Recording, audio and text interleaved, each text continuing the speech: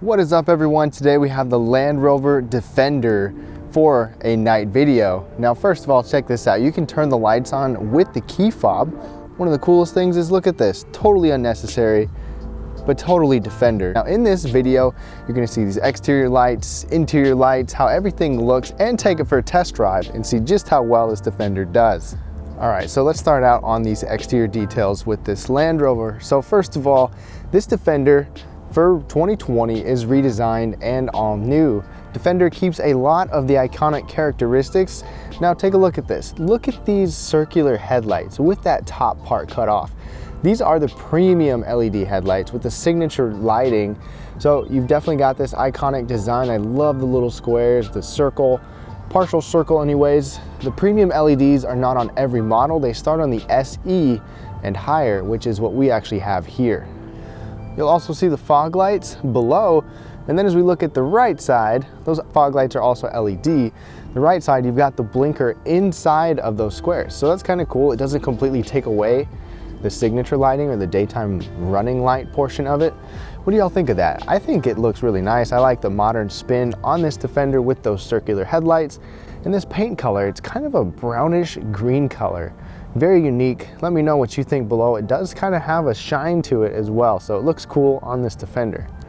Now I want y'all to know I also have a daytime review that will come out soon after this nighttime review with more details and a test drive, so be sure to check that out as well. Now on the side body of the Defender, you've got the marker light right by that wheel there.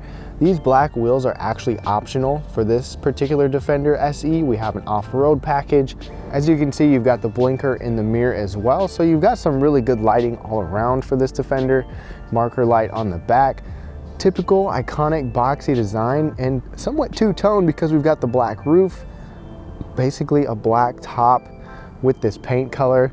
Looks really slick. And check out these iconic lights as well. You've got the geometric rear lights that kind of model the front lights with those little squares. You've got the LED squares, the bigger squares, the smaller squares. Just a really neat design. You've got LED license plate lights, and you can probably tell already, look at how bright those bottom lights are. Those are actually rear fog lights. So they come in handy in adverse weather conditions where someone might not be able to see you very well. You can turn those on and then they'll be able to see you. Obviously Land Rover retained the wheel in the back, which I kind of like. Very traditional. Same with this side hinged rear door. So check this out. You actually have some decent space back here. I'll show you a little bit more in the full review, but you've got some bright LED lighting back here. You actually have an LED light on that side, and on the other side you have a couple of hooks, spot for cover.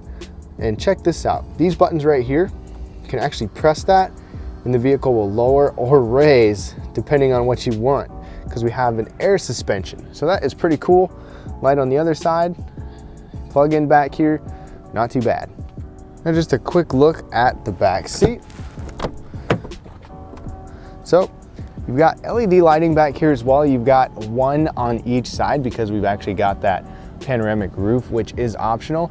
It's not super bright back here, but it is good enough. And that little light right there actually alerts the backseat passengers if there's a car coming, so they don't open their door. So that's a nice feature. And now as we look into the front, the area where it really matters, you've got the same kind of LED light style. Only one of the 3 LED lights is lit up when you open the door. I will show you the rest in just a sec. Now hopping inside, we've got an illuminated push button start, foot on the brake, and then everything starts up. Nice big display in front. And over on the door, you've got all of these illuminated switches, which is nice. Not always the case, but memory settings, window switches, locks down there, even an illuminated door handle, which is always lit up. I hope you can see, but there are actually exposed bolts right here, which I think is pretty cool. Definitely keeps a rugged heritage for this Defender. I will show you more of the Defender and more of the interior details in the full review, but I like this interior quite a bit. It's very unique.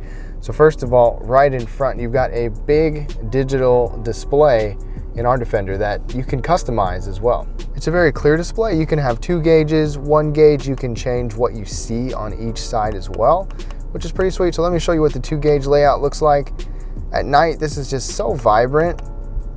So there's a 2 gauge display, and then check it out. You can also see the full entire map, where you can see media, driver assist features, so you can have basically whatever you want on here, which is pretty awesome.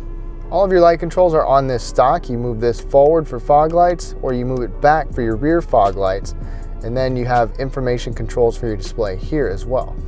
The steering wheel has illuminated buttons on it as well, and you can see this looks kind of cool with that display there. You've got cruise control settings over there, heated steering wheel button, and then the controls for your center display right up above. So check this out. Right now you've got these icons lit up, but once you hit the center button, it changes. So these buttons actually change depending on what you're working on. Now as we go to the middle, we see the big display here. So this is a 10-inch screen. It looks like it's flickering on here, but it's not. I've adjusted the brightness and it just doesn't go away. You can have your home screen be big tiles like this, or you can have actual small little apps. But for example, we go to navigation, everything is crystal clear. It's pretty fast as well. We got an updated sound system in here, 400 watt. You can get a 700 watt system optional. You can have your own customizable driver profiles as well. So things will be custom set to you as far as all of your settings on here. But it's not the most intuitive, I would say, compared to at least some mainstream brands, but there's still a lot that you can control, a lot that you can customize, and it looks nice. I just wish that there were a little bit more customizable features that were just easy to get to. Right below that, you'll find dual zone climate control, even off-road control, drive modes, your downhill assist, so all of that stuff is right here. So it's a little bit clustered, a little bit jumbled, but it is all well illuminated. Even press on your seat to turn on your heated or ventilated seats, or press it again to control the temperature. So it's kind of cool, dual function there. The shifter actually sits up from all of that stuff. So it's almost in the way, kind of sticks out a little bit, small complaint. But if we come down below, you'll see a couple of lightly lit USB ports. There's a regular USB and a USB Type-C that are illuminated down there. There's also a nice big center console, and you can see a little bit of light shining down on my bottle because there's a gentle glow coming down here from up above. In fact, I just covered up the light from up above. Now the light is on. So you can't see very well on the camera, but it is very welcome as far as being able to see small stuff down here. Now I just turned the big light on. Nice center console, wide open storage down there. You've got a nice rubber mat down there. You've got a wireless charging bin right here, a couple cup holders, and then a big bin inside. There's just no light in here. There's also a nice storage shelf on this dash, which is pretty cool. You'll see more in the full review. You've got an illuminated and locking glove box, illumination on that door handle over there, and some illumination down at our feet. I don't see any option on the main screen to customize the ambient lighting or interior lighting, but at least you have it. Right up above, this little light is the light that shines down towards our center console. Up there you also get touch sensitive lights for each side as well as in the middle. So you can have all of them on, and it gets pretty bright in here. So as you can see, very nice and bright over each side, bright in the middle as well. So just a nice overall LED light up above. My only complaint is that when you open the door, they automatically turn on, and I don't see a function anywhere to adjust that to turn that off. You have to actually turn the light off. But another cool feature is, check this out. You got this rear mirror camera. It's got garage controls on there, or you can use it as a camera or just a regular automatic dimming mirror. So that is literally a camera behind you. Not exclusive to this Land Rover, the Evoque that we had that as well, but it's still a really nice feature. And both sides get vanity lights and mirrors. Now as we take a look at the headlights, first of all, you've got a nice beam pattern going across here. You can see a little bit of a dip in the middle there, which is normal to prevent blinding oncoming drivers. Now let's go ahead and put the high beams on. High beams got a nice bright spot right in front. We'll see how they do in just a bit. But another cool feature is that you actually have like cornering lights, even though they don't move adaptively. For example, I just turned the blinker onto the left and that fog light illuminated. If I turn the blinker onto the right, that fog light illuminates. So fog lights off, now fog lights on. They give you some nice peripheral vision and some immediate up front vision.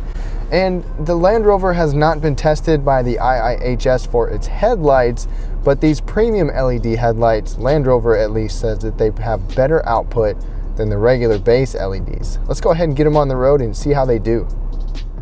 All right, let's get going in this Defender. Start it up.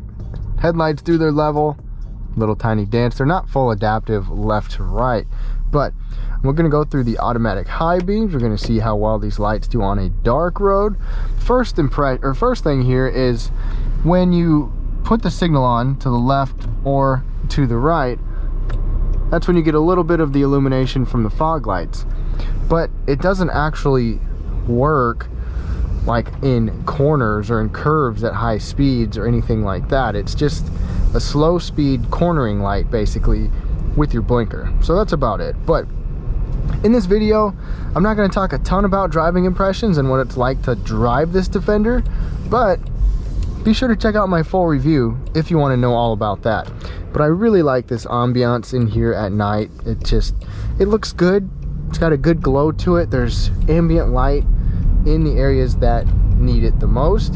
No color changing options that I can see, but it's just a nice place to be at night. So this first portion, this road is going to be fairly well illuminated, but before that, let's go ahead and get on it.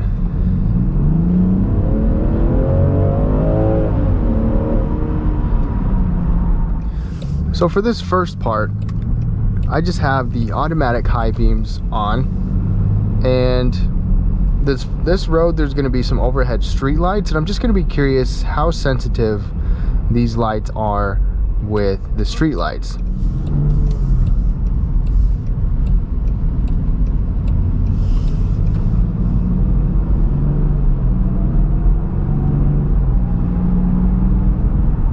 So far there are people out in front of us. The low beams have stayed on, so that is a good sign. Once we get onto the dark road, we'll see how well everything does, headlights and all. And driving around town for the most part with the low beams, they've been good. I haven't had anybody flash me yet, so that's always a good sign. And we'll see how overhead lights and street lights and house lights and all that affect this and get on dark road coming right up. One nice touch is that with this mirror overhead, you can have it be automatic dimming, or you can have the camera, which automatically gets rid of any glare from lights. This driver's side mirror and the passenger side mirror both reverse tilt and automatically dim, so no harsh blinding lights behind you no matter what, which is fantastic. Now as we get on to this dark road, the high beams are on. I can see way out really well. Let's go ahead and do just the low beams. You can see the definite cutoff line from those low beams, and I can see around that corner really well. That's actually looking really good. I think we kind of have a full moon tonight, so it's a little brighter than normal, but that looks pretty good. I'm happy with the beam pattern around there. Going around the corner, this actually handles better than you think, and even though we don't have the adaptive swivel lights, that looked pretty good. Now with just the low beams here, I can still see some reflectors down there. Let's turn those high beams on, and you can see the reflectors really well. So these high beams are doing a pretty good job. I wouldn't say that the low beams or the high beams are among the best that I've seen. Maybe not quite for this price point, but they're still doing a good job. And the high beams just turned off, probably because of these house lights and street lights, so that's something to keep note of. And there's a truck way off in the distance in front of me, and it just turned the high beams on and then back off, so that's a little bit concerning. They kind of flip-flopped with that. Now they're back on, even though there's somebody off in the distance, and they just turned off again, and now they're on again. So but let's go with just the low beams. Definitely a cutoff line, a little more than I'd like. Fog lights on, fog lights off, fog lights on. They get the peripherals pretty good. And I hope y'all can hear, there's a lot of wind noise in this Defender. For the most part it's quiet, but the wind noise is pretty bad. I mean, it's a big, boxy, heavy vehicle, not aerodynamic at all, but that wind noise is way too much for this price point of a vehicle. And now just the regular low beams are on here. High beams, big difference. Low beams, and I can still see that stop sign up there, the reflection off that, so you've definitely got good distance with this. High beams, nice and bright. Now we're gonna get going. Hopefully maybe get some oncoming traffic here.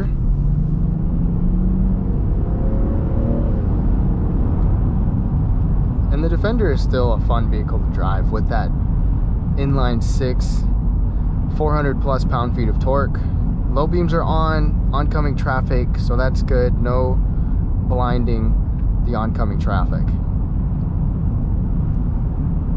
And actually, I forgot I took it out of automatic mode. Now automatic mode is on. And there's traffic off in the distance and the low beams are still on. And like I said, I haven't had anybody flash me. I don't believe that anybody has accidentally been flashed with these automatic lights, so that's always a plus. You know, if you can drive with it in automatic mode and not worry about it blinding people, that's a big bonus, because that's not always the case. Now there's nobody in front of us except a street light up there, and it's still got the low beams on. The high beams have not kicked on. There's somebody a little ways down, so that could be it. It was just being a little extra cautious. So I think that these Land Rover lights are a little more on the cautious side. The performance is good, but maybe not great. But anyways, be sure to check out, oh, they just flashed me and the low beams are actually on. So that was the first time. Now the high beams kicked on right when they passed. So anyways, I hope y'all enjoyed this night review. Be sure to check out other night reviews that I have on lots of different vehicles, and check out the full daytime review of this Defender. Have a great night, everyone, and we'll catch you later.